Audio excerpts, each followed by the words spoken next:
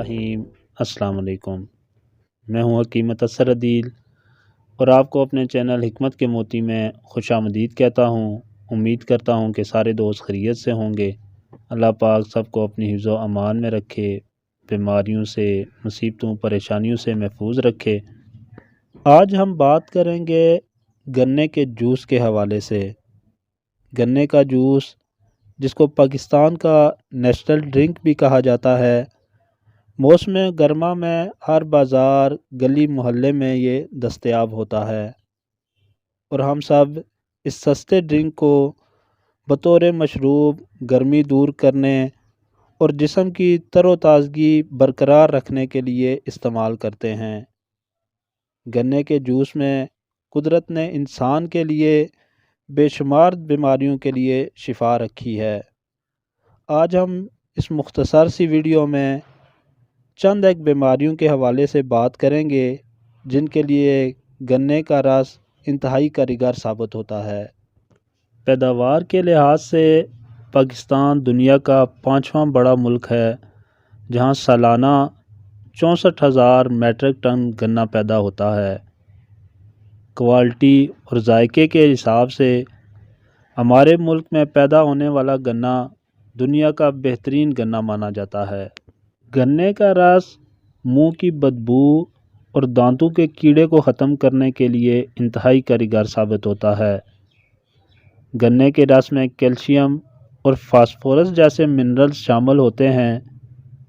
یہ منرلز جہاں دانتوں کو مضبوط بنانے میں اہم کردار ادا کرتے ہیں، وہاں دانتوں کی پالش کو تقویت دیتے ہیں اور دانتوں کو کیڑا لگنے سے بھی بچاتے ہیں۔ دانتوں کو لگنے والا کیڑا اور وائٹامنز اور منرلز کی کمی منہ میں پیدا ہونے والی بدبو کا بڑا سبب بنتا ہے، اور گنے کا رس وائٹامنز اور منرل سے بھرپور ہونے کے باعث ان بیماریوں کے خلاف قدرتی ٹانک کا کام کرتا ہے۔ گنے کا رس گردوں اور جگر کی کارکردگی کو بہتر بناتا ہے۔ گنے کے جوس گردوں اور جگر کے متعلق بیماریوں کے خلاف ایک قدرتی اور سستا ٹانک ہے، خاص طور پر گردوں میں پتھری کی صورت میں اور یرقان کی صورت میں یہ ایک انتہائی مفید دوا کا کام کرتا ہے۔ یرقان جگر کی خرابی کی وجہ سے پیدا ہونے والا ایک مرض ہے اور گنے کا رس جہاں قدرتی الکالائن خوبیاں رکھتا ہے، وہاں یہ ہمارے جسم کے الیکٹرولائٹس کا بیلنس درست رکھنے میں انتہائی مددگار ثابت ہوتا ہے اور ہمارے جسم کا گلوکوز لیول گرنے نہیں دیتا اور نتیجتاً جگر کی کارکردگی کو بہتر بناتا ہے۔ ہڈیوں کو مضبوط بنانے کے لیے گنے کا رس انتہائی کارگر ثابت ہوتا ہے۔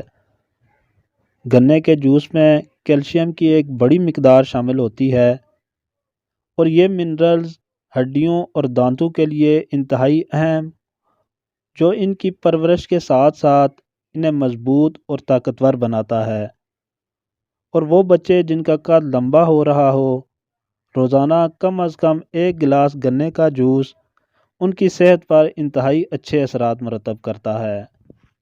اگر آپ کا گلا خراب ہو گیا ہو تو گنے کے جوس میں لیموں اور کالی مرچ ڈال کر پینا آپ کے لیے مفید ثابت ہو سکتا ہے، کیونکہ لیموں اور گنے میں شامل وائٹامن سی اینٹی آکسیڈنٹ اور اینٹی بیکٹیریل خوبیوں کا حامل ہے اور ہمارے نظام مدافعت کو مضبوط بناتا ہے۔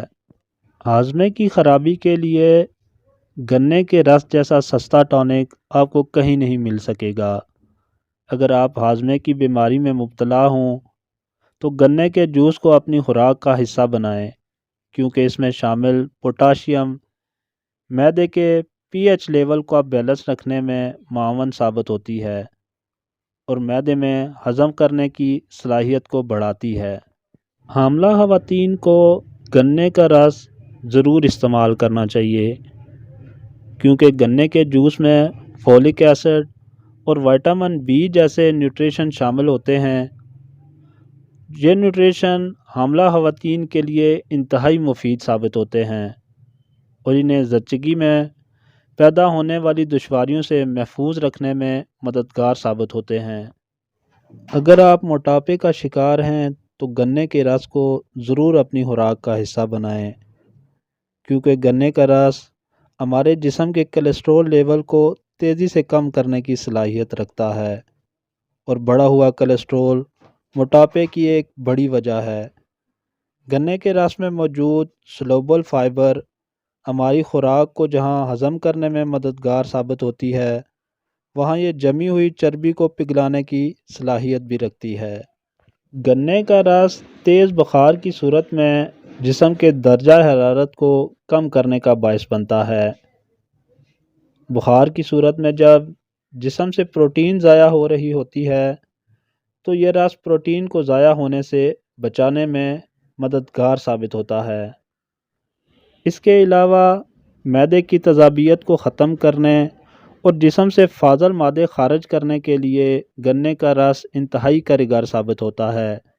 یہ ہمارے میٹابولزم کو بہتر بناتا ہے اور جسم کی فاضل مادوں کی صفائی کرنے میں مددگار ثابت ہوتا ہے۔ یہ جسم کے فاضل چربی کو پگھلانے میں بھی اہم کردار ادا کرتا ہے۔ گنے کا رس چہرے کی خوبصورتی، کیل مہاسے، داغوں اور چہرے پر پڑنے والی جھریوں کو کم کرنے کی صلاحیت رکھتا ہے۔ اس اللہ تعالیٰ کی پیدا کردہ خاص نعمت سے فائدہ اٹھائیں، اپنا اور اپنے چاہنے والوں کا خیال رکھیں۔ اللہ پاک سب کا حامی و ناصر ہو۔ السلام علیکم ورحمۃ اللہ وبرکاتہ۔